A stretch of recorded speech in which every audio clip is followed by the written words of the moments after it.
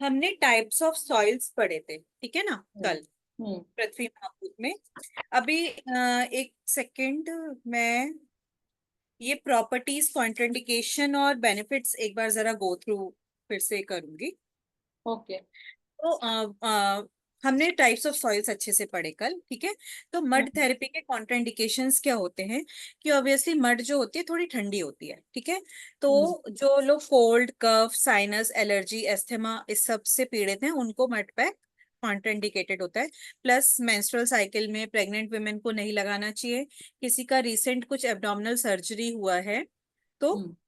Mud pack नहीं लगाना है। सही है। और महात्मा गांधी जी तो ओपन वुंड्स पे भी लगाते थे, बट फॉर सेफ साइड हम ओपन वुंड्स और ओपन पिंपल्स पे मड पैक नहीं लगाते। सही थोड़ा है। सा हील हो जाए तब लगाते, ठीक है। Then benefits of mud therapy. तो अभी हमने हर एक सॉइल का बेनिफिट्स पढ़ा, ठीक है। तो इन जनरल हम मड थेरेपी के बेनिफिट्स लिख सकते हैं। और मोस्टली सारे बेनिफिट्स मोस्टली स्किन से रिलेटेड है हम्म। कि ब्लड सर्कुलेशन अच्छा करता है मड पैक, ठीक है। देन ऑयली स्किन के लिए तो बहुत ही अच्छा होता है, ओपन पोर्स को टाइट करता है, हम्म। स्किन से सारे टॉक्सिन्स निकालता है बॉडी से। देन ऑयल सिक्रीशन को कंट्रोल करता है, एंटी एजिंग है, और हम्म। स्किन को ग्लो करता है, ठीक है ना। हम्म। तो हम्म। ये सब है। और मड में ऑब्वियसली विटामिन मिनरल्स तो होते हैं, तो जब हम मड पैक लगाते हैं कहीं पे भी तो वो हमारे टॉक्सिन्स एब्जॉर्ब कर लेता है अपने अंदर, और उसके अंदर जो विटामिन मिनरल्स होते हैं वो हमारी बॉडी को चले जाते हैं, ठीक ठीक ठीक। है।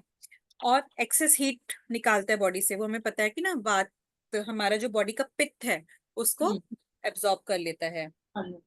इंटेस्टाइनल हीट भी निकालता है मड, अगर पेट पे लगाते हैं तो कॉन्स्टिपेशन वगैरह के लिए बहुत अच्छा है। देन हम्म। आइस पे लगाते हैं तो आइस को रिलैक्सिंग फील होता है मड पैक लगाने से। ओके। स्किन का कॉम्प्लेक्शन, स्किन पे तो देखो मड पैक कितना लोग लगाते ही हैं, तो कॉम्प्लेक्शन अच्छा करता है। स्किन डिसीजेस के लिए भी मड पैक बहुत अच्छी है। देन एंटी इन्फ्लेमेटरी, और एंटी इन्फ्लेमेटरी मतलब एंटीसेप्टिक भी है मड। देन जॉइंट्स पेन के लिए भी अच्छा है, आर्थराइटिस, जॉइंट्स पेन, और बहुत सारे थेराप्यूटिक प्रॉपर्टीज हैं। अभी प्रॉपर्टीज ऑफ मड, अभी बेनिफिट्स ऑफ मड और प्रॉपर्टीज ऑफ मड थोड़ा थोड़ा सेम ही है। मतलब मड स्पेक से क्या क्या लाभ होते हैं, क्या क्या लाभ होते हैं, वो उसमें उसके अंदर जो खासियत है उसी की वजह से वो लाभ होते हैं ना। तो इसमें हम्म। बहुत पूरा पूरा फुल मार्क्स का क्वेश्चन आ जाता है कि right benefits of mud pack या प्रॉपर्टीज ऑफ मड पैक लिखो। तो प्रॉपर्टीज एक बार और गो थ्रू कर लेते हैं कि सबसे पहले हीट बैलेंसिंग प्रॉपर्टी। तो मड पैक जो है वो हीट का,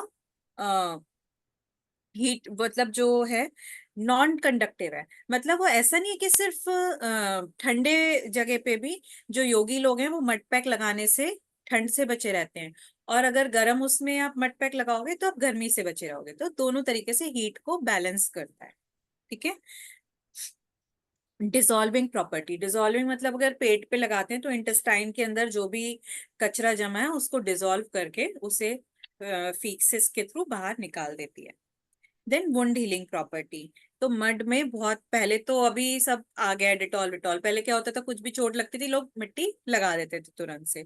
तो वुंड हीलिंग प्रॉपर्टी है, महात्मा गांधी जी तो बहुत यूज करते थे। अभी हम बोलते हैं ओपन वुंड्स पे मत लगाओ फॉर सेफ साइड, कुछ इन्फेक्शन हो सकता है। बट महात्मा गांधी जी तो ओपन वुंड्स के लिए, रिसते हुए घाव के लिए भी बहुत फ्रिक्वेंटली यूज करते थे। एक क्वेश्चन करूं। अगर पूछा गया कि सबसे अच्छी अच्छी कौन सी मड है, ऐसा कुछ, तो कौन सी मड का हम लोग लिख सकते हैं? नहीं नहीं, ऐसा ऐसा कि सबसे ऐसे अच्छी। लिख। हाँ ओके, सब में प्रॉपर्टीज एक जैसी ही है। हाँ हाँ, ये पर सारी कम ज्यादा हो सकता है, लेकिन अच्छी ऐसे नहीं होगा ना। नहीं नहीं नहीं। ठीक है। ये पूछ सकते हैं कि हर एक मड की कुछ खास बात थी ना, तो ये पूछ हम्म। सकते हैं सबसे हाइपर एसिडिटी के लिए सबसे अच्छी कौन सी मड है। तो ओके। कौन सी वाली है तो हाँ। टर्माइट वाली जो है ना, वो हाँ। एसिडिक, हाँ, कल बताई थी। ठीक है। तो ओके। एब्जॉर्बिंग प्रॉपर्टी, मड जो है हमारे शरीर से सारे टॉक्सिन्स अपने अंदर एब्जॉर्ब कर लेती है। ओके। और ऑब्वियसली ब्लड सर्कुलेशन इंप्रूव कर, तो ये पूरा पूरा पैराग्राफ पढ़ने की जरूरत नहीं, एक एक लाइन हमें लिखनी है, ठीक है। तो लॉन्ग क्वेश्चन आएगा तो प्रॉपर्टी लिखो और उसे एक लाइन में एक्सप्लेन कर दो। तो ब्लड सर्कुलेशन इंप्रूव करती है, दैट्स इट, ठीक है। Foul smell removal property. हम कुछ भी जो होता है मड में दफना देते हैं, कुछ भी जैसे हम लोग तो दाह संस्कार करते हैं, बट बहुत सारे कल्चर्स में है, या फिर जानवर हैं उससे तो मड में ही, जैसे दांत टूटता है तो मड में लगा देते हैं। तो मड क्यों है? क्योंकि मड के अंदर डिकम्पोजिशन हो जाता है और स्मेल नहीं आती है, तो mud is a foul smell removal property है मड में। एंटीसेप्टिक, तो मड एंटीसेप्टिक है, मतलब बैक्टीरिया वायरस का इन्फेक्शन से बचाती है। तो एंटीसेप्टिक को एंटी फ्लोजिस्टीन भी बोलते हैं, तो वो आ सकता है, एंटी फ्लोजिस्टीन आएगा तो कंफ्यूज मत होना। एंटी फ्लोजिस्टीन मतलब एंटीसेप्टिक। देन वात पित्त और कफ के दोष को कंट्रोल करती है बॉडी में, ठीक है। देन लिखा है absorption of vitamin in blood, ठीक है। तो वो हमने पहले भी पढ़ा, मड जो है हमारी बॉडी से सारे टॉक्सिन्स ले लेती है, और हमारे मड के अंदर विटामिन और मिनरल्स होते हैं वो बॉडी को दे देती है, एब्जॉर्ब, ठीक है। अच्छा, तो अभी हमने सब मड की प्रॉपर्टीज पढ़ी, बेनिफिट्स पढ़े, डिफरेंट टाइप्स ऑफ सॉइल्स पढ़ी। अभी मड पैक, अगर असल में एप्लीकेशन वाइज मड पैक बनाना है, कैसे बनाना है, कैसे मिट्टी लेनी है, तो वो सब इसमें बताया गया, किस किस तरीके से लगानी है, कैसे कैसे लगानी है, ठीक है। तो जैसे कि, तो इंडिया में सबसे कॉमनली अवेलेबल क्या है? ब्लैक सॉइल, महाराष्ट्र में भी रेड सॉइल या फिर एलुवियल सॉइल, ठीक है। तो मोस्ट कॉमनली सबसे ज्यादा जो भी आपको मिलेगी मिट्टी नेचुरोपैथी आश्रम्स में या सब जगह मोस्टली मिलेगी एलुवियल सॉइल, ब्लैक सॉइल या फिर रेड सॉइल, ठीक है। तो मड जो है कभी भी जो फर्टिलाइज्ड फार्म्स हैं वहां से नहीं ली जाती है, ठीक है, जो जहाँ पे खेती होती है, क्योंकि वहां पे हम पेस्टिसाइड्स, फर्टिलाइजर्स इस सब का यूज करते हैं, एक्स्ट्रा केमिकल्स का, तो वहां से कभी भी मड यूज नहीं करनी है, ठीक है। और बिल्कुल ऊपर सतह की मड नहीं यूज करनी है, कम से कम ग्राउंड से 2-3 फीट गहरी मड, क्योंकि ऊपर सतह की मड में बहुत सारे, आजकल तो इतना केमिकल्स का यूज हो रहा है ना कि बहुत सारे केमिकल्स होते हैं, फिर कुछ कुछ कीड़े मकोड़े भी हो सकते हैं ऊपर की सतह पे जो हमें नुकसान पहुंचा सकते हैं, तो 2-3 फीट गहरी मड यूज होती है। अच्छा, तो मड को पहले, कोई भी हम सॉइल को पहले निकालते हैं, उसको पहले अच्छे से ड्राई करते हैं, फिर उसको अच्छे से कूटते हैं, जिसके अंदर कोई भी पत्थर वत्थर हो, कंकड़ हो, तो वो पहले से कोई हार्ड पार्ट्स हो जाते हैं ना, हार्ड पार्टिकल्स हो जाते हैं, तो वो अच्छे से कूट लेते हैं। फिर उसके बाद उसे छानते हैं कि जिससे सारे जो भी हार्ड मटेरियल्स हैं वो छलनी में रह जाए, तो एक फाइन पाउडर हमें मिले, ठीक है। तो फाइनली जो आप मड यूज करोगे वो स्मूथ होनी चाहिए, ठीक है, उसमें कंकड़ पत्थर नहीं होने चाहिए। देन उसके बाद जो आपने मड यूज करी, जो भी निकाली आपने, उसको पानी में भिगो के रखेंगे एज पर कंसिस्टेंसी। वो तो धीरे धीरे पता लगेगा कि कितना पानी डालना है, कितना गाढ़ा पैक लगाना है, थिन लगाना है, थिक लगाना है। तो पानी में भिगो के करीब ओवरनाइट या फिर 4 से 6 घंटे पानी में वो भीगनी चाहिए, जिससे कि वो अच्छे से पानी को एब्जॉर्ब कर ले, और एक, मतलब जैसे होता है ना मुल्तानी मिट्टी, तो सभी ने कभी ना कभी बनाई होगी, लगाई होगी, तो वैसा सा एक टेक्सचर बन जाए, सॉफ्ट, ठीक है। अभी कभी भी मड पैक जब बनाएंगे, तो कभी भी ऐसे ये वाले प्लास्टिक के कंटेनर्स, एल्युमिनियम के कंटेनर्स नहीं यूज करने, मोस्टली कोशिश करें कि अर्दन पॉट्स यूज करें, या फिर ग्लास के पॉट्स, या फिर स्टेनलेस स्टील, जो रिएक्ट ना करें कि हम मड में कुछ एक्स्ट्रा वेसल से कुछ ना आ जाए मड के अंदर, ठीक है। और कभी भी हाथ से मत मिक्सिंग करो, हमेशा वुडन स्पून से मिक्सिंग करना चाहिए, क्योंकि हाथ में हमारे बहुत सारे टॉक्सिन्स होंगे तो वो उस मड में चले जाएंगे, ठीक है। अच्छा, कल हमने एक और बात भी बताई थी कि मड पैक, मड जो है हमारी बॉडी से सारे टॉक्सिन्स ले लेती है, तो कभी भी मड पैक जो यूज्ड किया हुआ मड पैक होता है वो कभी भी ऐसे ही डायरेक्ट पौधों में या पेड़ों में नहीं डालना चाहिए, क्योंकि उसमें बहुत टॉक्सिन्स होगा, झाड़ जो है वो खराब हो जाएगा। तो उसको पहले धूप में, और कभी भी रीयूज ऐसे ही नहीं करना चाहिए मड पैक को। अभी तो कहते हैं कि रीयूज करो ही मत, पर महात्मा गांधी जी बहुत रीयूज करते थे, तो कहते थे कि धूप में सुखा लो, सन ड्राई कर लो मड, यूज मड पैक को, तो उसके सारे टॉक्सिन्स रिमूव हो जाते हैं, तो you can reuse it as many times, ठीक है। तो हमने रात भर पानी में भिगो के रखा मड को, और हमेशा वुडन या फिर स्टील के स्पून से ही मिक्स करो। Then procedure of preparing mud pack. अभी ये तो हमने मड प्रिपेयर कर ली, ठीक है। अभी मड पैक कैसे कैसे करते हैं कि एक, मतलब मसलिन का, मलमल का कपड़ा लेते हैं, ठीक है ना। तो उस पे एक मड की, वो जो हमने मड प्रिपेयर करी है रात भर मिट पानी में भिगो के, उसकी एक लेयर लगाते हैं। तो ये कितने इंच की लेयर लगाते हैं, कितनी ठीक है, वो सब याद करने का जरूरत नहीं है। दैट इज जस्ट अ मतलब प्रैक्टिकल पार्ट। जब हम लगाएंगे तो हम इंच से नाप, स्केल से नापते थोड़ी ना है। वो सब चीजें तो हम जस्ट एक्सपीरियंस से आती हैं, है ना। तो बस एक याद करो कि मसलिन के क्लोथ पे लेयर लगाते हैं मड, ठीक है। और इवन लेयर होगी, यानी कहीं से जाड़ी हो कहीं से पतली हो, एक इवन लेयर लगाएंगे, ठीक है। और वो पार्ट जो है, जैसे ये मसलिन का क्लोथ है उसके ऊपर मड लगाई, तो फिर मड वाला जो पार्ट है वो अपने जहां पे भी लगाना है आप लगा लो, है ना। क्लोथ जो है वो ऊपर रहेगा। मतलब जो मड है वो स्किन से टच रहेगी, और जो हाँ मलमल का कपड़ा है वो ऊपर है। हाँ। मलमल का कपड़ा भी जस्ट इसलिए कि हम हाथ से कुछ टच ना करें, ओके। जस्ट उस पे एक लेयर बिठा देंगे तो वो टिका रहेगा उससे मड, ठीक है। तो अभी क्या होता है हॉट और कोल्ड मड पैक, क्या जब अगर हम नॉर्मल ऐसे ही हमने मसलिन के क्लोथ से मड लगा दी, that is called cold mud pack, ठीक है। जब हमने ऐसे पैक लगा के उसके ऊपर कुछ वुलन क्लोथ ढक लिया, कुछ कंबल ढक दिया, तो उसी को बोलते हैं हॉट मड पैक, ठीक है। तो हॉट मड पैक का मतलब ये नहीं है कि गरम मिट्टी को हम पका के लगा रहे हैं, मिट्टी को पकाने बैठेंगे तो वो कड़क हो जाएगी, ठीक है। तो हॉट और कोल्ड में सिर्फ इतना ही अंतर है,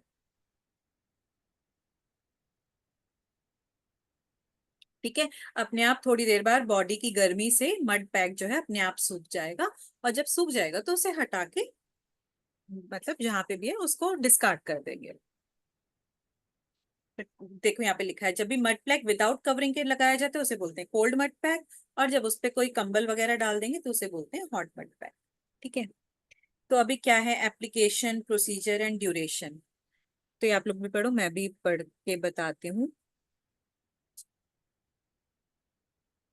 एक्चुअली अभी आप लोग का कोई भी नेचुरोपैथी का अभी तक हुआ नहीं है ना, एक भी ट्रीटमेंट। तो ये सब नहीं एक्चुअली, हुआ। हम्म, तो जब होंगे ना तो वो चीज अपने आप दिमाग में बैठ जाएगी, क्योंकि तभी हम देख रहे होंगे कि एग्जैक्टली क्या क्या हुआ और किस किस सीक्वेंस में हुआ। तो वो फिर याद, तभी उसके बाद ये पढ़ेंगे ना तो याद करने का जरूरत नहीं पड़ेगा, अपने आप ही वो एक होता है ना विजुअलाइजेशन बैठ जाता है दिमाग में, कैसे कैसे किया था। तो फिर क्वेश्चन तो अभी आ जब जाएंगे ना। करेंगे प्रैक्टिकल तभी आइडिया आएगा कैसे होता है। हाँ, नहीं एक्चुअली एग्जाम से पहले आई थिंक होगा एक नेचुरोपैथी का ट्रीटमेंट, आई थिंक, हाँ। ठीक है।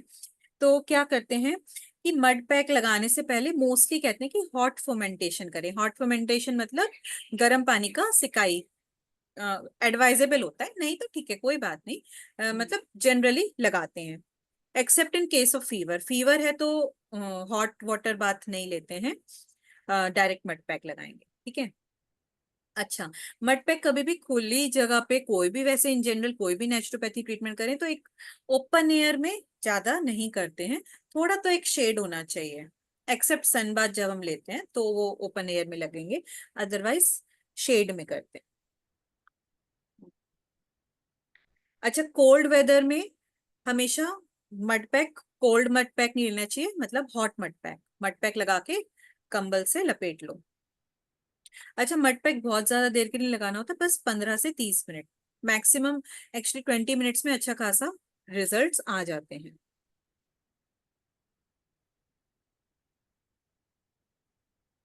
ठीक है। तो कोल्ड और हॉट कहाँ कहाँ यूज करते हैं वो हम देख लेते हैं। देखो, फीवर हो एक मोस्टली मड पैक जब करते हैं तो हॉट फोमेंटेशन यानी कि एक हॉट बाथ कुछ करते हैं, ठीक है। क्या तो फुल बाथ या फिर फुट का पानी को, वो पैरों को गर्म पानी में डाल के रखते हैं मड पैक लगाने से पहले। तो it is not mandatory but it is मतलब रिकमेंडेड। बट फीवर के केस में हॉट बाथ नहीं लेंगे, डायरेक्ट मड पैक लगाएंगे। तो अभी कोल्ड और अभी अगर ठंडी जगह पे लगा रहे हैं तो हमेशा हॉट मड पैक लगाएंगे, यानी कि मड पैक लगाने के बाद कवर करेंगे ब्लैंकेट से, ठीक है। अगर हाई फीवर है तो कोल्ड मड पैक लगाएंगे 3 से 4 बार दिन में, और 15 से 15 मिनट इज 15 से 20 minute is a sufficient time. मतलब इसमें ऐसे लिखा है ना 3 to 4 time for each time fresh, मतलब 15 मिनट से 3 to 4 टाइम लगाना है 15 मिनट में। हाँ हाँ हाँ, और हर okay. Time fresh mud use करना है, ठीक है ना, वही वाला नहीं कि वही मड पैक वापस से, मैंने बोला टॉक्सिन्स निकालता है वो बॉडी से, तो वही मड पैक बार बार नहीं यूज करना है। तो ऐसे है ना, 3 to 4 टाइम, तो हमें कितने कितने टाइम ड्यूरेशन के लिए रखना पड़ेगा फिर वो मड पैक? 15-15 मिनट के लिए। अच्छा, ओके। हाँ, 15 मिनट के लिए रखना है, दिन में 3 से 4 बार। भाई 3 से 4 बार कोई भी नहीं लगाता है, मैक्सिमम लोग एक ही हाँ, बार। यस।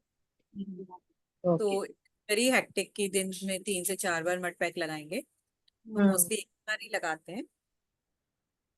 अच्छा, कोल्ड मड पैक कहाँ है, जैसे कुछ बर्न्स हो गए हैं, कुछ इचिंग हो रही है, रैशेस हो रहे हैं, यूरिनरी प्रॉब्लम्स हो रही हैं, यूरिन में बर्निंग इचिंग हो रही है, तो पेल्विक रीजन पे लगाएंगे यूरिनरी प्रॉब्लम्स में, ठीक है ना। तो ये भी बोल रहे हैं कि 3 से 4 बार दिन में लगाओ, बट मोस्टली लोग मैक्सिमम एक ही बार लगाते हैं। अगर प्रॉपर आप नेचुरोपैथी ट्रीटमेंट के लिए किसी आश्रम में गए हो तो वहां वो सब प्रोटोकॉल्स फॉलो होता है, ठीक है। तो हमें तो उस हिसाब से पढ़ाया जा रहा है कि अगर किसी को बाय चांस आगे जाके कुछ नेचुरोपैथी आश्रम खोलना है, तो उस हिसाब से पूरा नॉलेज एक होना चाहिए, ठीक है। तो बहुत ज्यादा डिटेल में इसे रटना नहीं है, ये सिर्फ एप्लीकेशन वाले चीजें हैं कि जो हमें दिमाग में रखनी है एप्लीकेशन वाइज, ठीक है। तो हॉट और कोल्ड मड पैक का डिफरेंस पता होना चाहिए, और कितने मिनट के लिए लगाना है मड पैक, ओपन एयर में नहीं लगाना है, ठीक है, ये ध्यान रख। अच्छा। अच्छा, कोई भी चीज जैसे मड पैक है, प्रिकॉशंस क्या क्या यूज करने हैं, एक तो यही बोला कि ओपन एयर में नहीं लगाना है। दूसरी बात है कि खाने के एकदम बाद नहीं लगाना है, थोड़ा सा खाने में गैप होना चाहिए, स्पेशली जब हम पेट पे या फिर यहाँ पे फेस पे तो कभी भी लगा सकते हैं, पर जब हम पेट पे लगा रहे हैं मड पैक, या अपने एब्डोमेन में, लोअर एब्डोमेन में, पेल्विस में लगा रहे हैं, तो स्पेशली खाने के तुरंत बाद नहीं लगाना है, और लगाने के तुरंत बाद खाना भी नहीं है, ठीक है। अच्छा, यहाँ पे ये लिखा है कि मड पैक को ऐसे ही नहीं फेंको, यूज्ड मड पैक को उसे सन ड्राई करके ही यूज करना चाहिए, रीयूज करना चाहिए। अच्छा, अगर कोई फीवर, नॉर्मल फीवर है तो मड पैक यूज कर सकते हैं, बट जैसे डेंगू मलेरिया वाले बुखार होते हैं जिसमें कपकपी आती है फीवर के साथ, उस केस में मड पैक नहीं लगाना है, क्योंकि ऑलरेडी शरीर में कपकपी है, तो मड पैक लगाने से और कपकपी आ सकती है, तो शिवरिंग के केस में नहीं यूज करना है। तो ये तो हुआ एक एप्लीकेशन हुआ मड पैक। तो मड पैक मोस्टली एब्डोमेन पे ही लगाया जाता है, ठीक है, या फिर हेड पे, फीवर के केस में सर पे भी लगा सकते हैं, फोरहेड पे, नहीं तो बहुत सारी जो भी इंटेस्टाइनल प्रॉब्लम्स होती हैं मोस्टली, और यहाँ जहाँ पे रैशेज हो, जहाँ पे इचिंग हो, तो उस जगह लगा देते हैं, ठीक है। एक्सक्यूज मी, एंड कभी फेस, कभी मतलब क्या? Shivering shivering. ओके। तो दूसरा एक एप्लीकेशन है मड बाथ, कि यहाँ पे तो हमने सिर्फ मड पैक लगाया, जहां पे हमें लगा था, जिस बॉडी पार्ट में जरूरत लगी उस बॉडी पार्ट में लगा लिया। देन आता है मड बाथ। मड बाथ मतलब पूरा का पूरा मड के अंदर बात करा, ठीक है। तो इसमें भी इन्होंने 2-3 लिखे हुए हैं, कि एक तो मड बाथ है, फिर नेक्स्ट उसमें लिखा हुआ बरिंग इन अ पिट, ठीक है। अभी मड बाथ भी लेनी है, मड अपने आप में ठंडक करती है, ठंडा ठंडा देती है बॉडी को, तो इसीलिए ओपन एयर में नहीं लगानी, क्योंकि ओपन एयर में और हवा आएगी, फिर मड भी ठंडक देगी, तो फिर आपको ठंडी लग सकती है, मतलब कोल्ड हो सकता है। तो अगर मड बाथ ले रहे हैं तो उसलिए भी ध्यान रखना है कि थोड़ा सा क्लोज्ड जगह पे हो, और थोड़ी सी सनलाइट मिले, क्लोज जगह हो, हवा ना आए, बट सनलाइट मिलेगी तो अच्छी बात। और मड बाथ जो है वो करीब 40 मिनट से 60 मिनट्स का, 1 घंटे का ड्यूरेशन हो सकता है। अच्छा, पूरा का पूरा मड बाथ लेने से पहले अच्छा है कि आप पूरा फुल बॉडी का ऑयल मसाज करके मड बाथ करेंगे। जैसे खाली पैक लगा रहे हैं तो हॉट फोमेंटेशन करना है, बट अगर मड बाथ पूरी कर रहे हैं तो मड क्या है, थोड़ा सा ड्राइनेस भी करती है बॉडी को, स्पेशली जब भी हम लोग नेचुरोपैथी आश्रम में जाओगे, तो बाल में भी पूरा मड लगा देते हैं, तो बाल भी ऑयली रहेंगे ना, तो वो मड एक तो अच्छे से साफ भी हो जाएगी, और बाल नहीं तो अदरवाइज बहुत ड्राई हो सकते हैं मड से, स्किन भी किसी किसी की बहुत ड्राई हो जाती है, तो पूरा ऑयल मसाज करके मड बाथ करते हैं तो अच्छा रहता है। अच्छा, आईज पे, ईयर्स पे, ऑब्वियसली जो भी हमारे ओपनिंग्स हैं नाक में, आईज पे, ईयर्स पे, तो वैसे भी नहीं लगाएंगे ना, वो तो कॉमन सेंस है। अच्छा, पूरा का पूरा मड बाथ से क्या होता है कि ब्लड सर्कुलेशन बॉडी का अच्छा होता है, ठीक है ना, कि क्लींजिंग हो जाती है पूरी बॉडी की, स्किन डिसीजेस के लिए, सोरासिस। अभी कुछ स्किन में किसी खास जगह रैशेज है तो हमने मड पैक लगा लिया, बट सोरासिस है, ल्यूकोडर्मा है, ये सारी जो स्किन डिसीज है पूरी बॉडी पे होती है, तो उसके लिए फुल बॉडी मड बाथ ही लगेगा ना, मड पैक से तो काम नहीं चलेगा। अच्छा, मड बाथ करने के बाद सोप से नहीं नहाना है, जस्ट प्लेन वाटर से मड पैक को मड मड को रिमूव करना है, ठीक है। और अगेन खाने के तुरंत बाद नहीं लेना है, और ये नहीं कि तुरंत बाद खा लो, ठीक है, थोड़ा सा गैप रखते हैं। एम्प्टी स्टमक तो 3-4 घंटे का गैप होना चाहिए, पर लेने के बाद आधे घंटे बाद खा सकते हैं, लेने के बाद ये नहीं कि 3 से 4 घंटे का गैप। देन अगेन आता है बरिंग इन अ पिट। तो मड बात तो हमने पूरा शरीर पे मड पैक मड लगा ली, ठीक है।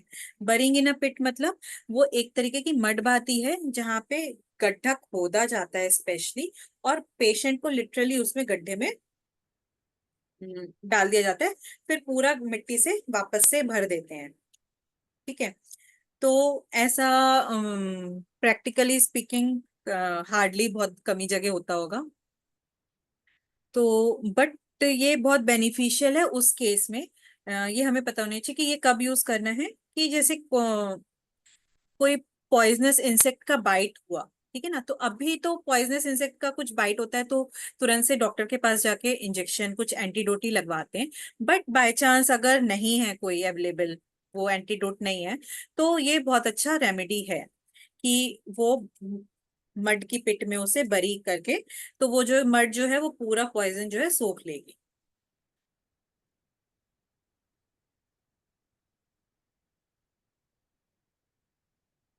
तो ये पूछ सकता है, but practically it is not very मतलब डुएबल, क्योंकि और थोड़ा सा रिस्की भी है, तो इसके बारे में एक्चुअली कोई ज्यादा पूछता भी नहीं है।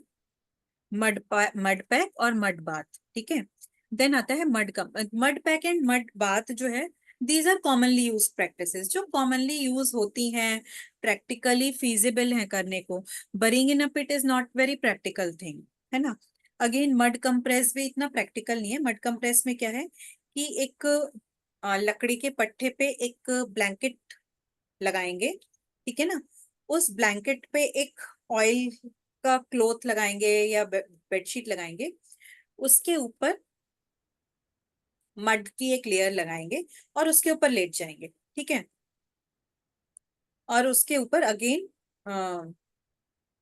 पेशेंट को फिर से चादर और ब्लैंकेट से कवर कर देंगे, ठीक है। मतलब कैसे कि एक लकड़ी का पट्टा लिया, उस पे एक ब्लैंकेट लिया, उस पे एक चादर ली, उस पे एक मड की लेयर लगाई, उस पे पेशेंट को लिटाएंगे, अगेन चादर से रैप करेंगे, अगेन ब्लैंकेट से रैप करेंगे, तो मड के बीच में क्या है, कंप्रेस्ड हो गया, सैंडविच, तो सैंडविच तरीके से, है ना। तो दिस इज मड कंप्रेस। तो ये भी अगेन कोई बहुत ज्यादा नहीं पूछते, तो हम्म क्योंकि जो चीज प्रैक्टिकली है, जो ज्यादा अच्छे से हर कोई कर सकता है, वही चीजें ज्यादा पूछी जाती हैं, ठीक है। तो किसके लिए होता है कि बर्निंग सेंसेशन है बॉडी में। हाँ, इसमें भाई एक्सट्रीम केसेस हैं भाई, जैसे बहुत सारे पेशेंट्स हैं नेचुरोपैथी आश्रम्स में जाते हैं, पैरालिसिस हुआ हुआ है, कुछ ऐसी बीमारियां हैं ना कि जो लाइलाज बीमारियां हैं भाई, तो उसके लिए जाते हैं, तो फिर उन पेशेंट्स के लिए वो एक्स्ट्रा एफर्ट्स लिए जाएंगे, वो सब किया जाएगा, है ना।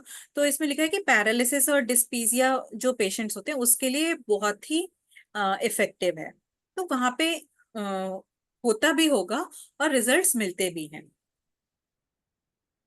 बट इट नीड्स, मतलब ऐसा नहीं कि ओवरनाइट कुछ चमत्कार नहीं हो जाएगा कि एक बार मड कंप्रेस किया और ठीक हो गया पैरालिसिस, ऐसा नहीं है। वहां पे फिर थोड़े दिन तक रुकना पड़ेगा आश्रम में, रेगुलर वो ट्रीटमेंट लेना पड़ेगा, उसके अलावा और भी बहुत कुछ करना पड़ेगा, देन वो धीरे धीरे ठीक होगा। देन आता है हॉट मड एप्लीकेशन। तो हॉट मड पैक अलग था, ठीक है, वहां पे मिट्टी को गर्म नहीं कर रहे हैं। अभी हॉट मड एप्लीकेशन में क्या कर रहे हैं कि यहाँ पे मिट्टी को गर्म कर रहे हैं हम, ठीक है। तो अभी मिट्टी को गर्म करेंगे तो थोड़ी कड़क तो होगी, तो इसलिए हॉट मड एप्लीकेशन के लिए थोड़ा सा पानी ज्यादा डालना है, जिससे कि गर्म करने के बाद भी मिट्टी की कंसिस्टेंसी जो है वो सॉफ्ट रहे। तो इसका क्या फायदा है, ये र्यूमेटिक और जॉइंट्स पेन के लिए, मेंस्ट्रुअल पेन्स के लिए बहुत अच्छा है, ठीक है। तो ये सब कुछ क्या है कि किसी किसी के जो खास पॉइंट्स है ना वो हमें याद करने हैं। तो मड पैक्स, मड के एप्लीकेशन में हमने 4 टाइप की चीजें पढ़ी। एक तो मड पैक, जिसमें से हॉट और कोल्ड, ठीक है। तो मोस्टली मड पैक यूज होता है जहाँ पे हमने मड की एक लेयर मलमल के क्लॉथ पे लगा के अपने बॉडी के किसी तो पार्ट में लगाई, just applied on a part of body. Then आती है मड बाथ, की पूरी बॉडी पे मड का एक लेयर लगाया, दैट इज अगेन डूएबल, ठीक है। देन आता है बरिंग इन अ पिट। उसका सबसे मेन इंपॉर्टेंट पॉइंट क्या है कि कोई पॉइजनस इंसेक्ट का बाइट होता है उसके लिए इट्स अ वेरी क्विक वो। देन मड कंप्रेस, उसमें आप याद कर सकते हो कि पैरालिसिस और डिस्पीजिया, नर्वस जिनका सिस्टम खराब है उसके लिए बहुत अच्छा है। देन हॉट मड एप्लीकेशन जो है वो जॉइंट्स पेन के लिए, रूमेटिक पेन्स के लिए बहुत अच्छा है। तो ये ऐसे कि शॉर्ट नोट टाइप आ सकता है। शॉर्ट नोट एक्चुअली मड के इस पे इतना नहीं आता है, प्रॉपर्टीज पे जो हमने पढ़ी, बेनिफिट्स, टाइप्स ऑफ सॉइल्स, उस पे ज्यादा शॉर्ट नोट्स आते हैं। इसमें पूछ सकते हैं कि हॉट मड पैक के, एक्चुअली वाइवा होता था तो वाइवा में बहुत पूछते थे कि मड कंप्रेस कैसे बनाया जाता है, तो आपको थोड़ा थोड़ा बताना होता था। या फिर मैच द फॉलोइंग में आ जाएगा कि पैरालिसिस टाइप के लिए अगर आ गया मैच द फॉलोइंग में कि उसके लिए मड कंप्रेस बहुत अच्छा है। देन पॉइजनस इंसेक्ट बाइट के लिए क्या करोगे, तो बरिंग इन अ पिट। तो वो इम्पोर्टेंट इम्पोर्टेंट पॉइंट्स हमें याद है। अच्छा, प्रिकॉशंस अगेन हमने मड पैक के लिए पढ़े थे ना, कि किसी को कोल्ड, कफ, साइनस, एस्थमा का प्रॉब्लम है तो मड पैक नहीं यूज करना है। प्रेगनेंसी में, पीरियड्स में नहीं यूज करना है, और कोई रिसेंट सर्जरी हुई है तो then again mud pack. Recording on, recording, recording, हाँ, ओके। तो अभी ये सब श्लोक वगैरह कुछ याद करने की जरूरत नहीं है, ये आपके उसके लिए है, जस्ट फॉर एक्स्ट्रा नॉलेज। अगर पढ़ना है, किसी को इंटरेस्ट है तो पढ़ के याद कर सकता है, अदरवाइज नो, एग्जाम पर्पज से जरूरत नहीं है। देन डिसीज ट्रीटमेंट,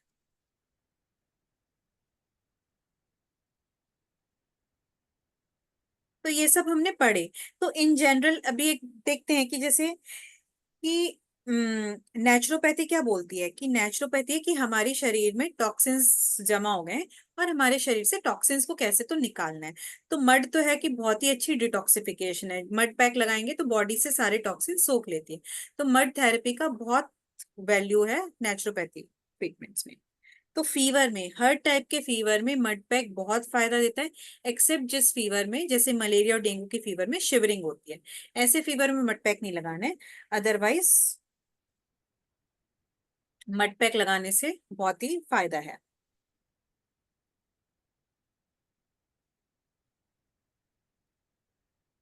तो इन्होंने फीवर के लिए लिखा है, पूछ सकते हैं कि भाई फीवर के लिए अगर किसी को फीवर आएगा तो आप उसे क्या नेचुरोपैथी ट्रीटमेंट दोगे। तो उन्होंने कहा है कि सबसे पहले तो 102 से नीचे का फीवर है तो उसके लिए तो कुछ ट्रीटमेंट लेना ही नहीं है, जस्ट आप फास्टिंग करो, कुछ खाना पीना छोड़ दो, जस्ट पानी पियो, अपने आप 1-2 दिन में ठीक हो जाएगा। 102 के ऊपर गया है फीवर तो ये सब ट्रीटमेंट लो, कि मड पैक लगाओ। उसके अलावा फास्ट करो, ओनली जूस फास्ट करो या वाटर फास्ट करो। पेल्विक रीजन पे मड पैक लगाना का है, या तो फोrehead पे या फिर पेल्विक रीजन पे, ठीक है। तो बॉडी का स्पॉन्जिंग करो नॉर्मल वाटर से। और तो ये सब आप लिख सकते हो। बाकी और भी जो इम्पोर्टेंट टॉपिक्स वाली बुक है ना, एक्चुअली उसके लास्ट चैप्टर में हर एक डिसीज के लिए थोड़ा थोड़ा थोड़ा एक कंबाइन करके दिया हुआ है, छोटी मोटी जो कॉमन डिसीज होती हैं, फीवर के लिए, कफ के लिए। तो वहाँ पे और भी लिखा है कि ये काढ़ा दे सकते हैं।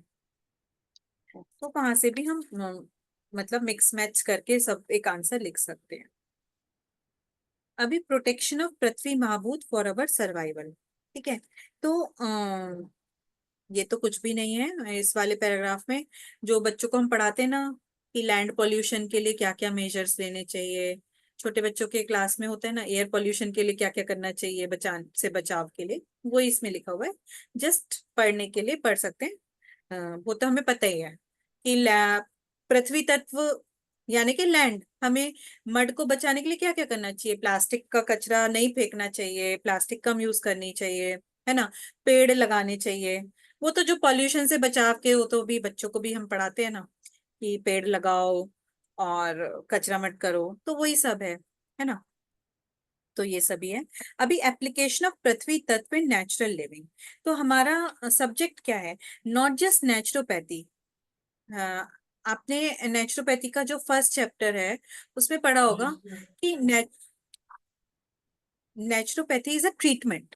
ठीक है, तो जो है नेचुरोपैथ्स वो कहते हैं कि ट्रीटमेंट कब लेते हैं? जब हम बीमार पड़ते हैं। तो बीमार पड़ते हैं यानी कि हमारी बॉडी में टॉक्सिन्स एक्यूमुलेट हुए। तो ऐसा करो ना कि टॉक्सिन्स एक्यूमुलेट ही ना हो बॉडी में। तो सबसे बेस्ट है कि नेचुरल लिविंग करो। नेचुरल लिविंग करेंगे तो नेचुरोपैथी के ट्रीटमेंट की भी जरूरत नहीं पड़ेगी। तो वो अब तो हर एक उसमें हम ये भी पढ़ेंगे कि how to prevent diseases with natural living. Naturopathy बाद की बात है, पहले नेचुरल लिविंग करो, नेचुरोपैथी की भी जरूरत ना पड़े। तो पृथ्वी तत्व कैसे हमें नेचुरल लिविंग में हेल्प कर सकता है? तो सबसे पहले तो इस पे बहुत क्वेश्चन आता है कि बताओ पृथ्वी तत्व। तो नेचुरल लिविंग और नेचुरोपैथी में कंफ्यूज मत होना, बहुत से लोग ऐसे कर देते हैं कि हाउ डज पृथ्वी तत्व हेल्प्स इन नेचुरोपैथी। तो या नेचुरल लिविंग ऐसे करके आएगा और सारा मड पैक के बारे में बता के आ गए, तो फिर कोई मार्क्स नहीं मिलेगा। नेचुरल लिविंग मतलब कोई ट्रीटमेंट नहीं, हमें डेली लाइफ में हमारी जीवन कैसा होना चाहिए। तो कहते हैं कि बेयर फुट वॉक, हमें नंगे पैर वॉक। तो डिफरेंट डिफरेंट सर्फेसेस पे वॉक करने से क्या क्या फायदे होते हैं? तो एक तो फुट, उसके पहले उन्होंने बताया कि हमारे पैर में बहुत सारे एक्यूप्रेशर के पॉइंट्स होते हैं, है ना। जैसे हम बोलते हैं फुट रिफ्लेक्सोलॉजी या एक्यूप्रेशर बोलते हैं, किसी किसी कोई कोई जगह पे मार्मा वो पॉइंट्स बोलते हैं, मर्म चिकित्सा। तो हमारे पैर में बहुत सारे पॉइंट्स होते हैं, तो जब उन पे प्रेशर पड़ता है तो बहुत सारी डिसीजेस को हील करने का पावर है। तो हम बेयर फुट नंगे पैर वॉक करेंगे डिफरेंट डिफरेंट सर्फेसेस पे, तो अलग अलग पॉइंट्स प्रेस होते हैं जिससे अपने आप डिसीजेस नहीं होंगी। तो ग्रास पे ग्रास पे वॉक करने के क्या बेनिफिट्स हैं? फिर उन्होंने बताया कि पत्थर वाली जो जमीन होती है, पथरीली जमीन, उस पे नंगे पैर वॉक करने के क्या बेनिफिट्स हैं। देन सैंड पे, समुद्र के किनारे जो रेतीली जमीन है वहां पे वॉक करने के क्या क्या बेनिफिट्स हैं। तो ग्रास से, तो ये पूरा पूरा एज सच लॉन्ग आंसर आ जाता है। तो वो हमें पॉइंट्स, पूरे सारे पॉइंट्स याद करेंगे जरूरी नहीं है, थोड़े थोड़े पॉइंट्स हम लिख देंगे तो इट्स ओके। तो ग्रास पे वॉक करने से क्या होता है? ठीक है, तो हमें पता है ग्रास बहुत ठंडी होती है। ठीक है, तो सबसे पहले तो ग्रास पे वॉक करने से एक बहुत ही सूदिंग इफेक्ट मिलता है। ठीक है, आइस को भी बहुत अच्छा फील होता है, आइस के लिए भी बहुत अच्छा है। ठीक है, तो इसमें लिखा हुआ है कि ब्रिंग्स डाउन स्वेलिंग और इन्फ्लेमेशन, हमारी बॉडी से स्वेलिंग और इन्फ्लेमेशन को रिड्यूस करता है ग्रास पे वॉक करना। ठीक है, इंसोम्निया, नींद की बीमारी के लिए, अगर किसी को नींद नहीं आती है उसके लिए नंगे पैर ठंडी ठंडी घास पे, सुबह की जो हरी घास होती है ओस की बूंद से जो वाली, उस पे वॉक करने से इंसोम्निया के लिए वेरी गुड है। ठीक है, आईसाइट इंप्रूव होती है ग्रास पे वॉक करने से। नर्वस सिस्टम काम काम डाउन होता है। ठीक है, देन ब्लड प्रेशर भी मेंटेन होता है क्योंकि स्ट्रेस लेवल कम होता है। ठीक है ना, वो तो सभी ने एक्सपीरियंस किया ही होगा ना कि ठंडे नंगे पैर ठंडी ठंडी घास पे चलने में कितना मजा आता है। देन मेंस्ट्रुअल प्रॉब्लम्स और हार्मोनल इश्यूज के लिए भी इट्स वेरी गुड। देन पत्थर, ग्रेवल्स और पेबल्स पे चलेंगे तो ऑब्वियसली आपको पता है ग्रास से तो कोई प्रेशर नहीं पड़ेगा ना, ये अपने जो फुट के पॉइंट्स हैं। पर पत्थरों पे चलेंगे तो वो पॉइंट्स जो है वो प्रेस्ड होंगे। ठीक है, तो एक्यूप्रेशर होगा पॉइंट्स का, तो एक अच्छा सा मसाज मिलेगा, एक्यूप्रेशर हो जाएगा। बट इसमें ये ध्यान रखना है कि नुकीले पत्थरों पे मत चलो, कि हाँ भी पत्थर पे चलना है तो बिल्कुल नुकीले नुकीले, तो फिर पैर में घाव हो जाएंगे। तो कॉन्शियसली करना है। अभी वेट सैंड पे, जो समुद्र के किनारे सैंड होती है, तो सैंड पे चलने के बहुत सारे फायदे होते हैं। एक तो सैंड क्या होती है, सैंड थोड़ी सी कोर्स होती है। ठीक है, तो अगेन सैंड पे चलेंगे तो थोड़ा सा एक्यूप्रेशर मिलेगा, मसाज मिलेगी। दूसरी, सैंड पे जब भी हम पैर रखते हैं पैर धंसता है। ठीक है, तो वो धंसने से क्या होता है, हमारी जो लेग की, पैरों की मसल्स हैं, जब हम पैर सैंड पे चलते हैं तो हम अगेंस्ट ग्रेविटी, जब हम धंसे हुए पैर को वापस से निकाल के दूसरा पैर ऐसे कंटिन्यूअस चलते हैं तो हमारे पैरों की मसल्स स्ट्रांग होती हैं। ठीक है, तो कैलोरीज सैंड पे वॉक करने से ज्यादा कैलोरीज बर्न होंगी एज कंपेयर टू आप नॉर्मल जगह पे वॉक कर रहे हो, तो सैंड पे वॉक करने से कैलोरी ज्यादा बर्न होगी।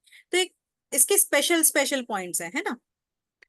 देन सैंड में बहुत सारे मिनरल्स होते हैं, और सैंड क्या होती है, कोर्स भी होती है, तो आपके पैरों का अपने आप ही मतलब पेडिक्योर हो जाएगा, ठीक है। पेडिक्योर करने का जरूरत नहीं है, no need to go to the beauty parlour, अपने आप ही सैंड पे वॉक करो, योर लेग्स अपने आप क्लीन हो जाएंगे। और स्ट्रेस भी कम होता है, क्योंकि वो समुद्र के किनारे वॉक करेंगे तो वो ओशन की साउंड आ रही है, वेव्स की, तो उससे एक स्ट्रेस भी कम होता है, ठीक है। देन जमीन पे सोने से, जैसे वो हमने पहले भी पढ़ा था ना, कल एडोल्फ जस ने बोला है, जो जर्मन नेचुरोपैथ है, जमीन पे सोने से हमारा नर्वस सिस्टम शांत रहता है। देन योगाभ्यास के लिए भी आप कॉटन मैट्स, रबर मैट्स की जगह कॉटन या फिर बैम्बू के मैट्स यूज करो। आ, अभी पानी को स्टील वगैरह में, प्लास्टिक में स्टोर करने के बजाय मिट्टी के घड़े में स्टोर करो। तो ये भी पृथ्वी तत्व का नेचुरल लिविंग में वो है इम्पोर्टेंस। तो ये सब हमें मतलब कुछ कुछ पॉइंट्स हमें याद कर कर सकते हैं, और ये सब कुछ ऐसी चीजें हैं जो हम अपनी डेली लाइफ में अप्लाई भी कर सकते हैं। देन कुकिंग के लिए भी मिट्टी के बर्तन यूज कर सकते हैं। देन खाने के लिए भी पत्तल पे खाओ, केले के पत्ते पे खाओ कभी कभी।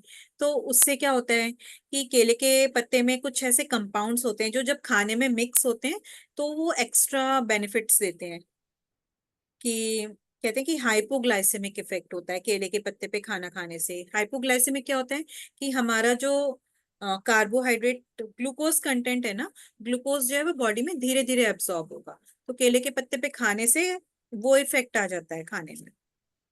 देन हमेशा जमीन पे बैठ के आलती पालती मार मार के मांडी बैठ के खाना खाओ, चेयर टेबल चेयर की जगह। देन अपना नॉर्मल खाना खाते हैं, अभी जो हम खाना खाते हैं वो भी पृथ्वी तत्व है ना, फ्रूट्स वेजिटेबल्स, तो अपना नॉर्मल फ्रूट्स वेजिटेबल्स खाओ। फिर नहाने के लिए साबुन की जगह मिट्टी यूज करो, उबटन यूज करो, है ना। तो ये उन्होंने बोला है, तो ये एप्लीकेशन ऑफ पृथ्वी तत्व इन नेचुरल लिविंग। तो ये एक डिफरेंट क्वेश्चन है, इसको कभी भी कंफ्यूज मत करना नेचुरोपैथी और नेचुरल लिविंग को। इसका अंतर हमें पता होना चाहिए, naturopathy, what is naturopathy, what is natural living, ठीक है। अभी हम जल तत्व के लिए है ना अपने पास, क्या टाइम हो रहा है अभी, अभी है 20 मिनट्स और है ना। तो किसी को कुछ पूछना है पृथ्वी तत्व में, या जल तत्व शुरू करें। मैं एक ये बात बोलिए पूछना है पूनम जी। मुझे। वो रिपीट। ऐसा जैसे ग्रास पे चलने का है आजकल, ऐसे गार्डन में जाओ तो वहां पर कई ऐसे डॉग्स वगैरह कैट्स हैं, तो वो उस घास पे तो चलने का तो ठीक नहीं है ना, यानी आपका या तो अपना लॉन है तो। हाँ मतलब थोड़ा देख के चलना पड़ता है कीड़े मकोड़े भी होते हैं, अभी जैसे मच्छर भी होते हैं अभी बारिश के सीजन में, तो वो है हाँ, कि नहीं कॉन्शियस। मच्छर कीड़े मकोड़े तो चलो ठीक है, हम प्रोटेक्ट कर ही सकते हैं ऊपर वो लगा के क्रीम वगैरह कुछ। तो लेकिन जो गंदा होता है ग्रास, उसके ऊपर चलने से तो फायदे के बजाय नुकसान नहीं होएगा? अगर डॉग और कैट अगर कुछ मतलब कह रहे हो ना कि वो जब हाँ अपना हाँ, पू डालने का, वगैरह करते हैं, हाँ। वो तो अगर गीला है, कुछ अभी अभी किया हुआ है, तो वो तो हम बच बच के चलते ही हैं वैसे भी। तो हम्म। गीला है तो ठीक है, अदरवाइज तो वो डिकम्पोज होके खाद ही बना देता है ना मिट्टी। अच्छा, तो कोई तो ऐसी बात नहीं है, चल सकते हैं ना, और कुछ मतलब गार्डन्स में पेट्स किसी भी वगैरह अलाउ नहीं गार्ड। रहते हैं ना, वहां पे जा सकते हैं, कुछ गार्डन्स से रहते हैं वहां पे, अलाउ नहीं करते डॉग्स को वगैरह, हाँ तो हाँ। वहां पे जाके वॉक कर सकते हैं, वैसे करना पड़ेगा। Thank you. रंजीत जी आप भी कुछ कह रहे थे क्या। नहीं नहीं, मैं बड़ू उसको बता दी थी कि वो बोलने देना जीरो। मैं पूछ रही थी कि ये जो शॉर्ट नोट्स वाले क्वेश्चन है वो रिपीट होते हैं क्या, क्योंकि हमने एक ही साल के क्वेश्चन पेपर देखे। हाँ एक्चुअली ना क्वेश्चन पेपर चेंज होते रहते हैं, आप एक या दो ही साल के देखना, ज्यादा साल के क्वेश्चन पेपर सॉल्व मत करना। और मैं तो रिपीट ऑब्वियसली होंगे, मतलब सब कुछ आएगा तो बुक से ही ना अल्टीमेटली, तो बुक तो नहीं बदली है, बुक तो वही है। तो ऑब्वियसली शॉर्ट नोट्स जो बड़े बड़े क्वेश्चन है वो इन्हीं सब चीजों से आएंगे। एक्स्ट्रा कहाँ से लाएंगे वो चीज, मतलब, ठीक है ना। तो जो मेन टॉपिक्स हैं कि भाई types of soils, mud pack के क्या क्या बेनिफिट्स हैं, मड की क्या क्या प्रॉपर्टीज हैं, या तो हर एक तत्व में से यही सब मेन पॉइंट्स हैं। तो अ, मतलब बुक तो, पोर्शन तो बहुत बड़ा है, कभी किसी तत्व से आ सकता है, किसी तत्व से आ सकता है, और ऑप्शंस भी बहुत आते हैं। हमारे टाइम पे तो हर एक उसमें एक ऑप्शन था हर एक क्वेश्चन में, तो ऐसे वो पैटर्न चेंज होता रहता है, बट क्वेश्चंस घुमा फिरा के यही आएंगे। वसुधा ठीक है। जी, हाँ हाँ मुझे एक ये मड पैक कंप्रेस वाला एक बार फिर से एक्सप्लेन करोगे क्या, वो सैंडविच वाला? हाँ हाँ हाँ। तो देखो उसमें क्या है कि एक, मुझे भी इतना ही पता है, मैंने एग्जैक्टली इसे लाइव नहीं देखा है मड कंप्रेस को, तो ये मैंने इसमें से पढ़ के जो इमेजिन कर पा रही हूँ मैं, वही मैं एक्सप्लेन कर रही हूँ, क्योंकि वो ये नहीं सिखाया है प्रैक्टिकली। ठीक है। तो एक लकड़ी का मतलब पट्टा लिया, जिसपे एक आदमी लेट सके, उतना चौड़ा थोड़ा सा, मतलब हम जितना लेट सके उससे थोड़ा सा तो बड़ा लेंगे ना। ठीक है।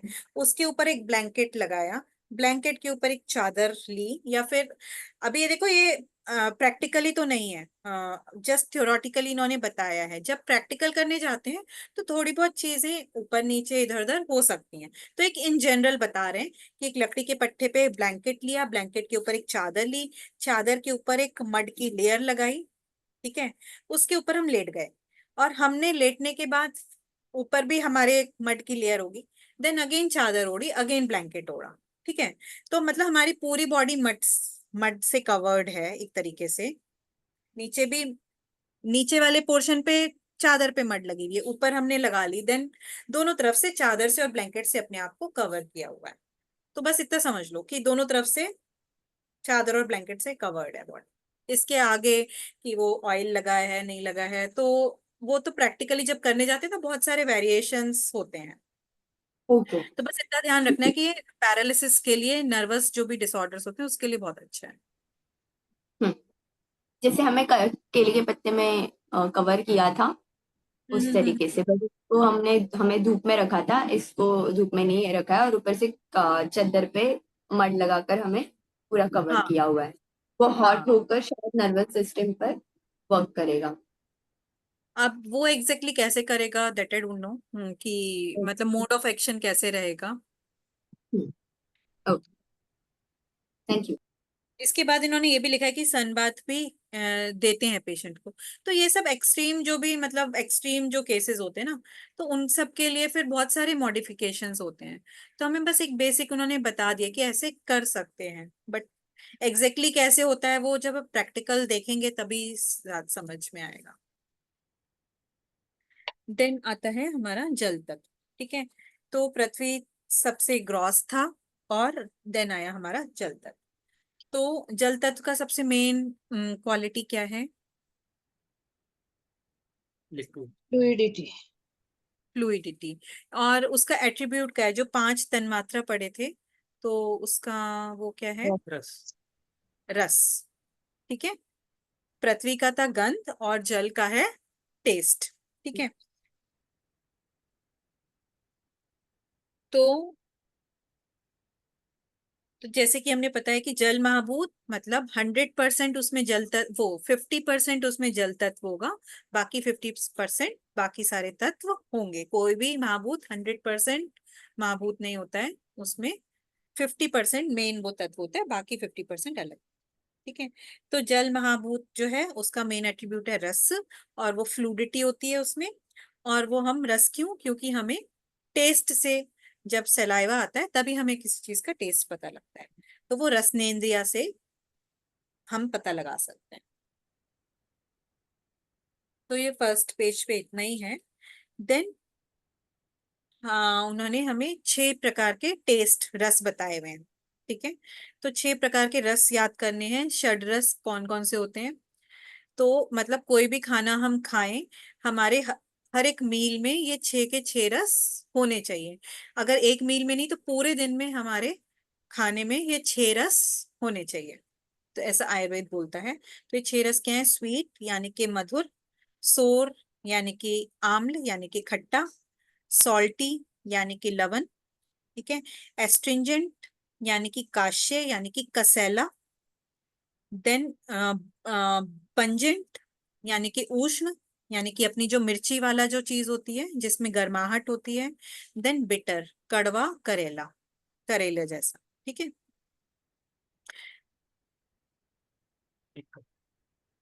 ठीक है। तो ये 6 रस हैं, तो ये 6 रस हमें पता होने चाहिए।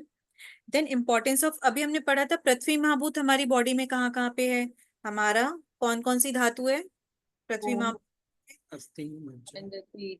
अस्थि, ममसा और मेदा, मेदा। हाँ, ठीक है ना। ये धातु हमारी पृथ्वी महाभूत से बनी है।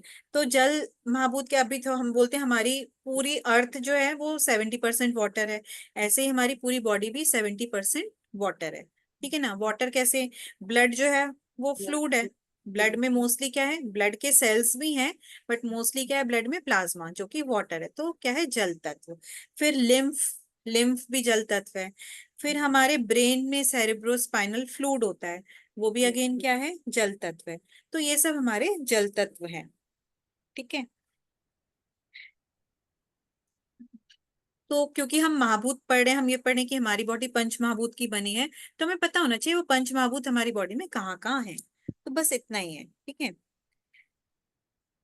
तो कहते हैं ना कि खाने के बिना आदमी का ज्यादा दिन रह सकता है, पर जल के बिना आदमी थोड़े दिन जिंदा रह सकता है, और हवा के बिना तो आदमी 1 मिनट से ज्यादा, 5 मिनट से ज्यादा नहीं रह सकता।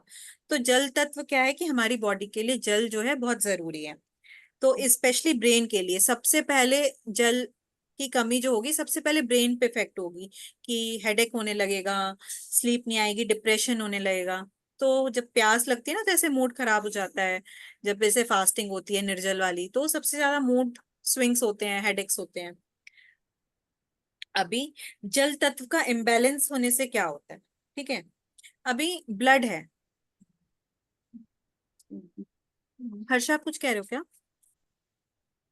हाँ, मुझे एक क्वेश्चन पूछना था। ये जो 6 रसस और टेस्ट समझाए आपने, तो उसका जो नाम है, जैसे सार है तो आंवला है, स्वीट है तो मधुर है, वो सारे याद रखने पड़ेंगे? इतना भी नहीं याद रखने की जरूरत है, मतलब आंवला, वो आंवला फूड को नहीं बोल रहे हैं, सौर को हिंदी में अम्ल बोल। करेक्ट हाँ, करेक्ट, बट उसका हाँ, वो हिंदी नेम का कुछ नहीं नहीं मेमोराइज जरूरत करने की जरूरत है क्या? नहीं ना? नहीं। ओ, बस अपने को समझ में आना चाहिए कौन सा होता है। ठीक है।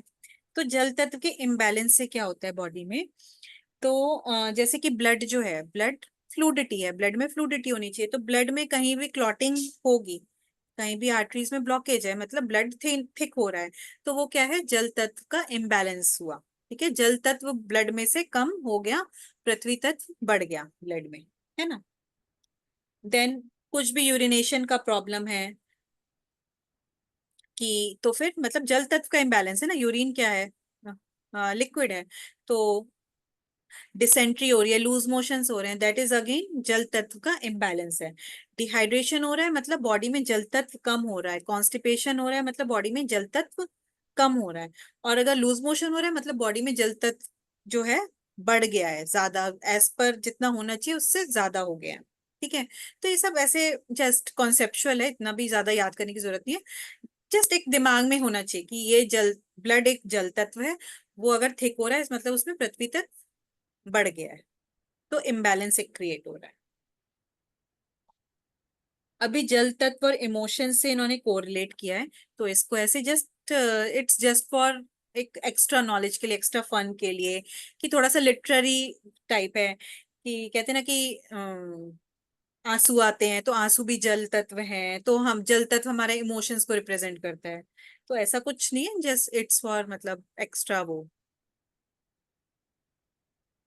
कि जब गुस्सा आता है या फिर जब डरते हैं तो पसीना आता है, पसीना छूटता है, डर के मारे पसीना छूटना, पसीना भी क्या है कि जल है, जल तत्व है, तो कहते हैं कि जल तत्व जो है हमारे इमोशंस से कोरिलेटेड होता है।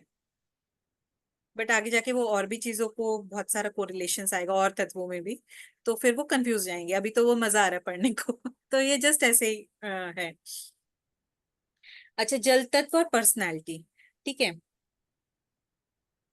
तो एक जल ऐसी चीज है ना जो अपना लेवल बना मतलब इक्वल लेवल कर देती है हमेशा। जैसे जिस भी कंटेनर में वो डालेंगे वो ढल जाता है जल। सॉलिड थोड़ी ना, सॉलिड तो अपना एक फिक्स शेप होता है, जल का कोई एक फिक्स शेप नहीं होता। जिस कंटेनर में डालेंगे वैसे ढल जाता है। तो कहते हैं कि जिसकी बॉडी में जल तत्व अच्छा है तो मतलब वो इजिली मिक्सअप हो जाता है, इजिली ढल जाता है चीजों में, और बड़ा लेवल हेडेड रहता है। जल तत्व हम डालेंगे तो एक लेवल बना लेगा। तो मतलब जिसका जल तत्व बैलेंस है अच्छे से, वो लेवल पे रहता है हमेशा। मतलब वो उसके मूड्स में कभी भी ऐसे ऐसे ऊपर उतार चढ़ाव नहीं होते, हमेशा एक सम बैलेंस लेवल पे रहता है वो। मतलब तो पानी ज्यादा पी। हाँ, पानी ज्यादा पियो। तो ये पर्सनैलिटी से उन्होंने कोरिलेट किया है कि जिसका जल तत्व बैलेंस है वो आसानी से हर सिचुएशन में ढल जाता है, हर सिचुएशन में वो अपना जो दिमाग है वो उसका शांत रहता है। और जल गुस्सा तत्व, हाँ गुस्सा नहीं आता ज्यादा। हाँ, और जल तत्व का इम्बैलेंस होगा तो जैसे होता है ना, जल वैसे शांत रहता है, पर उसमें पत्थर फेंकोगे तो जैसे, वैसे तो लहरें शांत रहती हैं पर वो कभी कभी हाँ। ऊपर नीचे होती हैं। तो जल तत्व का इम्बैलेंस हुआ बॉडी में तो आपको गुस्सा भी ज्यादा आएगा, तो आपके मूड स्विंग्स होंगे। तो सब जल तत्व हमारी पर्सनैलिटी, हमारे इमोशंस को बहुत ज्यादा डिफाइन करता है। अभी अगर हमारी एंशियंट उसकी बात की जाए तो सबसे पहले जो इवोल्यूशन है वो जल तत्व से स्टार्ट हुआ। पहले जो है जैसे अवतार भी देखेंगे तो पहले मत्स्य अवतार आया। तो लाइफ का भी जो एवोल्यूशन है, पहले पानी वाले प्राणी पहले आए दुनिया में, फिर धीरे धीरे धरती वाले प्राणी आए। तो उस तरीके से जस्ट बताया हुआ है। इस सवाल है सर। नहीं, ऐसा कुछ नहीं सवाल। देन जल तत्व इन अवर एंशियंट आर्ट, इसमें याद नहीं करना है कि जल तत्व नाट्य शास्त्र में नवरस होते हैं, वो नवरस याद करने की जरूरत नहीं, क्योंकि ये सब चीजें ना लिटरेरी हैं। षड्रस इज इम्पोर्टेंट, षड्रस हमारी हेल्थ से रिलेटेड है, बट दीज आर जस्ट, इन्होंने कैसे just for fun knowledge extra चीजें बताई हुई हैं। इनको आप अपने फन के लिए, अपने जस्ट एक्स्ट्रा नॉलेज के लिए पढ़ सकते हैं, इनको मेमोराइज करने की जरूरत नहीं है। अभी जल तत्व है सपोर्ट ऑफ लाइफ, तो वो तो हमें पता है कि जल ही जीवन है, जल से ही हमारी मोस्टली अर्थ बनी है और हमारी बॉडी बनी है। तो जब कहते हैं ना कि लाइफ का इवोल्यूशन भी पहले जल तत्व के प्राणी आए। अगर हम अवतार भी देखेंगे तो पहले मत्स्य अवतार आए। ऐसे ही जब एक प्रेगनेंसी में जब बच्चे का जो एक फेज होता है ग्रोथ का, तो वो वही वाला फेज फॉलो करता है जैसे अवतार का फेज हुआ ना। जैसे पहले मछली आई, फिर अ, कछुआ आया, फिर ऐसे वाले प्राणी आए जो जल और पृथ्वी दोनों पे रह सकते हैं, फिर वो वाले प्राणी आए जो धरती पे रह सकते हैं।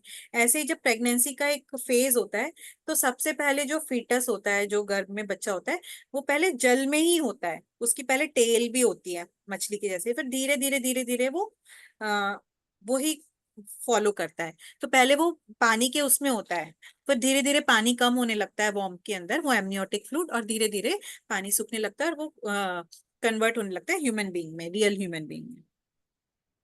अच्छा, तो अभी जल तत्व जैसे हमने जो पृथ्वी तत्व है उसके चिकित्सा को क्या बोलते हैं, मृद चिकित्सा या फिर पृथ्वी चिकित्सा या फिर मड थेरेपी। तो ऐसे जल से कोई भी ट्रीटमेंट करेंगे तो जल तत्व मतलब कोई भी चीज लिक्विड, बट हम मोस्टली किससे ट्रीटमेंट करते हैं, पानी से, एक्चुअल जो पानी है।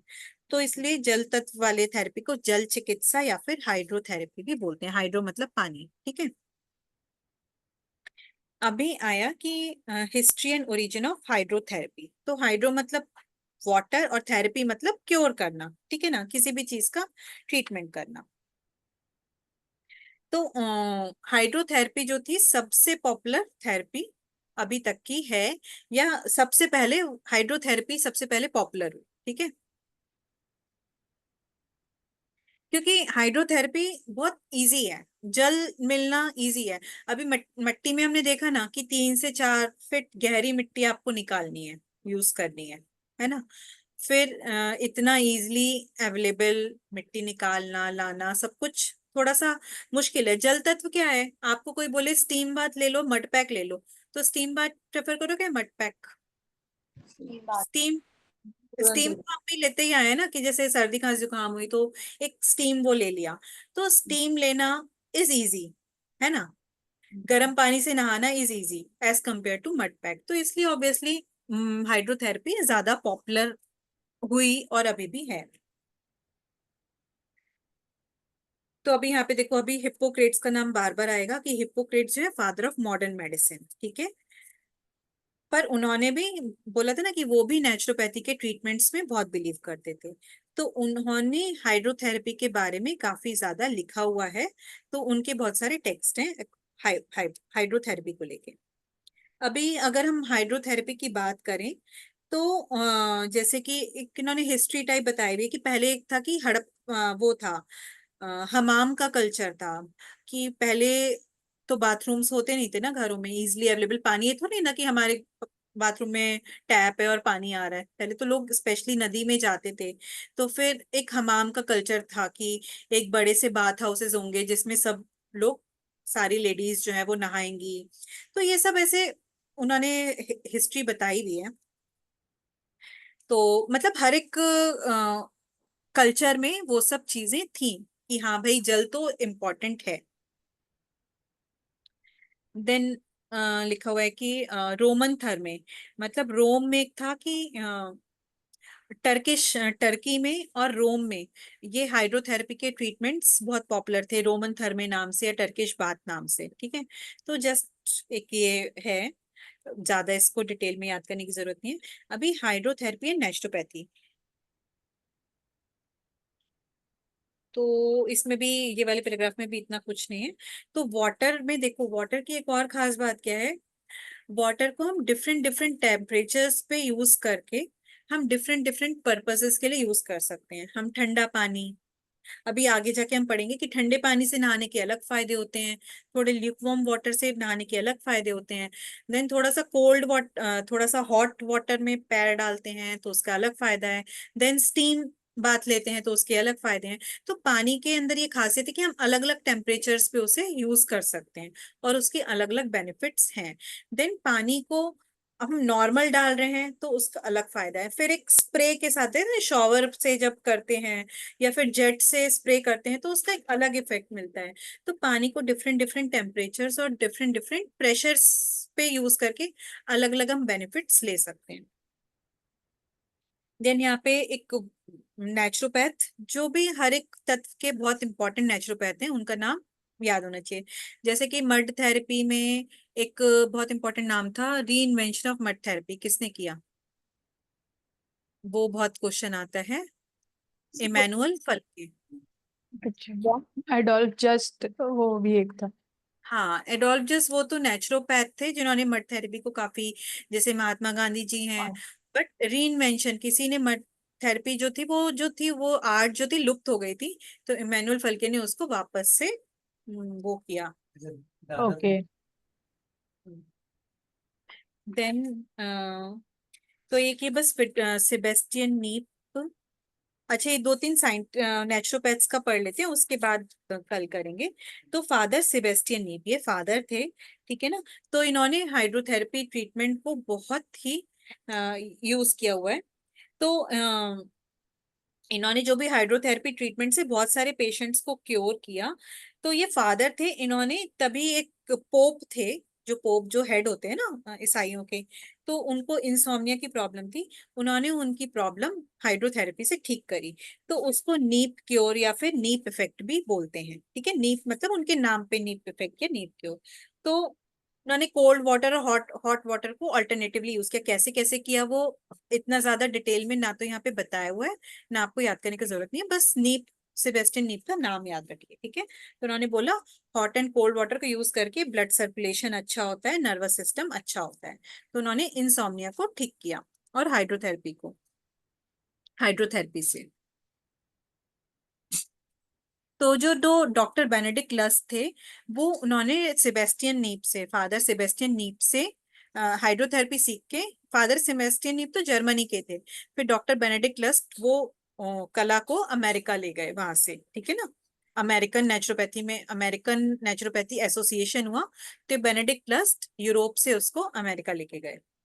देन विंसेंट प्रेसनिट्स, ठीक है, तो ये आ जाता है who is considered as the founder of modern hydrotherapy. ठीक है, तो मड में जिन्होंने रीइन्वेंशन किया होते हैं मैनुअल फल्के, और ये मॉडर्न हाइड्रोथेरेपी की फाउंडर कौन थे, विंसेंट प्रेसनिट्स। ठीक है, तो ये याद होना चाहिए।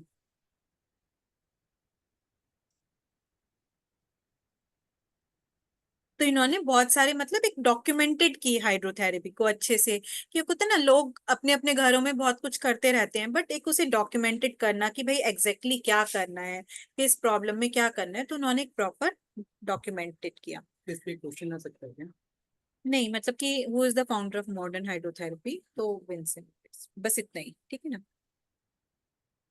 तो ये 2-3 नाम याद रखने, दैट्स इट। ठीक है, अभी इंपॉर्टेंस ऑफ जल चिकित्सा इन नेचुरोपैथी ट्रीटमेंट्स, ये हम एक्चुअली ये मैंने ये वाला भी पढ़ लेते हैं, फिर टाइप्स ऑफ ट्रीटमेंट्स कल पढ़ेंगे। ये तो मैंने बता ही दिया कि हाइड्रोथेरेपी का फायदा क्या है, कि यहाँ पे यही लिखा है कि हाँ वाटर जो है 70% ऑफ अर्थ वाटर है, इसलिए इजिली अवेलेबल है, मड से ज्यादा इजिली अवेलेबल है वाटर। ठीक है, तो इसलिए इकोनॉमिकली भी है। ठीक है, मड कहीं से लाना स्पेशली ढूंढ के तो थोड़ा मुश्किल है, वाटर इज इजिली अवेलेबल और इजिली इकोनॉमिकल है। ठीक है, तो वाटर का पीएच जो है वो न्यूट्रल होता है, तो इसलिए कुछ भी मड में क्या है, किसी को इरिटेशन हो सकती है, एलर्जी हो सकती है, कुछ कीड़े मकोड़े, जैसे उन्होंने बोला ना कि भाई पेट्स ने कुछ पॉटी वटी किया है तो इन्फेक्शन भी हो सकता है। हाइड्रोथेरेपी में ऐसा कुछ चांस नहीं है। ठीक है ना, तो वाटर के कोई ऐसे मतलब एलर्जी नहीं होती किसी को वाटर से, मड से किसी को एक बार को एलर्जी हो सकती है, वाटर से तो किसी को एलर्जी नहीं होती।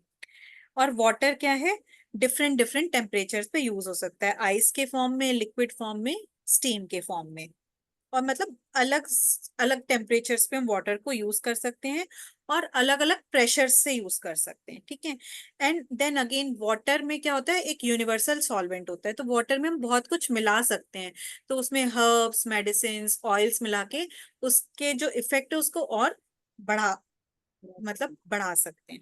तो ये वाटर थेरेपी के ये बहुत सारे बेनिफिट्स हैं, तो इसलिए इतनी पॉपुलर है वो। ठीक है, तो अभी क्या क्या टाइप्स हैं वो कल पढ़ेंगे।